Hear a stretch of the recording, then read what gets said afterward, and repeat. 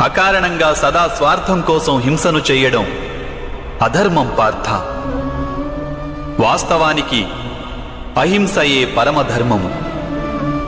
అహింసతో పాటు సత్యం, క్రోధం వహించకుండడం, త్యాగం, మనశ్శాంతి, నిందించకుండడం, దయాభావం, సుఖానికి ఆకర్షితుడు కాకుండడం, అకారణంగా ఏ కార్యము చేయకుండడం, తేజం, క్షమ, ధైర్యం, శరీర శుభ్రత, ధర్మానికి ద్రోహం చేయకుండడం, అహంకారం లేకుండా ఉండడం, ఈ గుణాలన్నింటినీ సత్వగుణ సంపద లేక దైవీక సంపదలని అంటారు.